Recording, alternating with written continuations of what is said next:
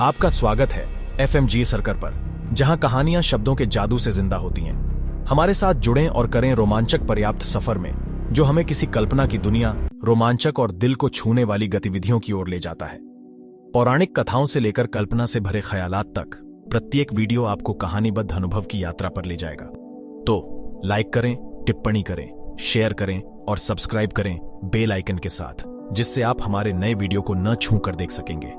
ध्यान रखें, एफएमजी सरकार पर हर शब्द एक कहानी सुनाता है। पार्ट 4।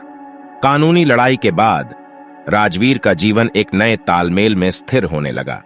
कोर्ट केस के पीछे उसे अधिक ध्यान से अपने दानशील प्रयासों पर और अपने व्यापारिक प्रयासों को विस्तारित करने पर ध्यान केंद्रित कर सकता था। हालांकि गुजरे हुए अनुभवों ने उस पर एक दीर्घकालिक प्रभाव छोड़ा था और उसने यह ज्ञान प्राप्त किया कि वह अपने आंतरिक दायरे में किसे शामिल करने देते हैं, उस पर अधिक सतर्क हो गए। राजवीर की कव्या के साथ दोस्ती ने निरंतर विकसित होती रही और उन्होंने अपने उच्च प्रोफाइल जीवन के दबावों से बचने के लिए एक आवश्यक अवकाश लेने का निर्णय लिया। वे हिमाचल प्रदेश की शांत हिल स्टेशनों में यात्रा किया, जहां उन्होंने प्राकृतिक सौंदर्य और जीवन की सादगी में समाधान पाया। उनकी छुट्टी के दौरान राजवीर और कव्या ने एक गरीब बच्चों के समूह से मिले, जो शिक्षा प्राप्त करने के लिए संघर्ष कर रहे थे।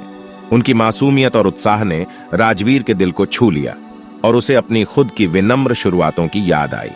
एक नई दिशा की पुनरावलोकन के साथ राजवीर ने निर्णय लिया कि वह एक स्थानीय पीढ़ियों को गुणवत्तापूर्ण शिक्षा प्रदान करने के समर्पित एक फाउंडेशन स्थापित करेंगे। यह फाउंडेशन उनके विद्यार्थी परियोजनाओं का समर्थन न केवल करेगा, बल्कि उनकी प्रतिभाओं और सपनों को पोषित भी करेगा। दिल्ली में वापस आकर राजवीर और कव्या ने निष्क्रिय दिन वार्षिक बनाने के लिए अधिक परिश्रम किया। उन्होंने अपने दृढ़ शिक्षकों, कलाकारों और समाज सेवकों के साथ सहयोग किया, जिन्होंने उनके दृष्टिकोण को साझा किया। फाउंडेशन बहुत जल्द अनगिनत बच्चों के लिए एक आशा की किरण बन गया, उन्हें एक उज्जवल भविष्य का मौका देने में। सालों के बीतने पर राजवीर के दानशील प्रयास शिक्षा से परे फैल गए।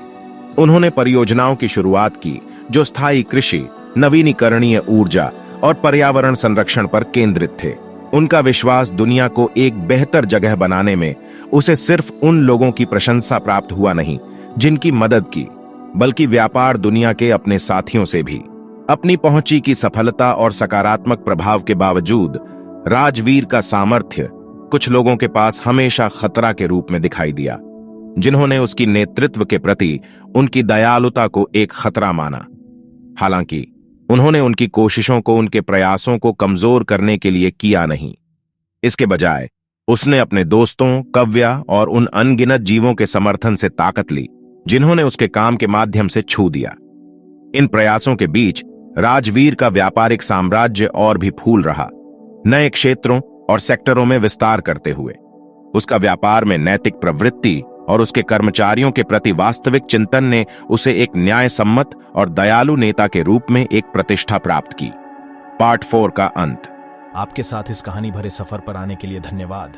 हमें खुशी हुई कि आपने हमारे साथ यह मनोरंजक यात्रा किया। अब आप इस चमत्कारी संसार से लौटने के लिए तैयार हों, परंतु कहानीबद्ध अनुभव न सिर्फ यादगार रहेगा, बल्कि वीडियो को लाइक करना, टिप्पणी करना, शेयर करना और सब्सक्राइब करना ना भूलें, ताकि हम आपको और भी बेहतर कहानियों से भरे हुए साहसिक सफर पर ले जा सकें। धन्यवाद और मिलते हैं अगली कहानी में। ध्यान रखें, एफएमजी सरकार पर हर शब्द एक कहानी सुनाता है।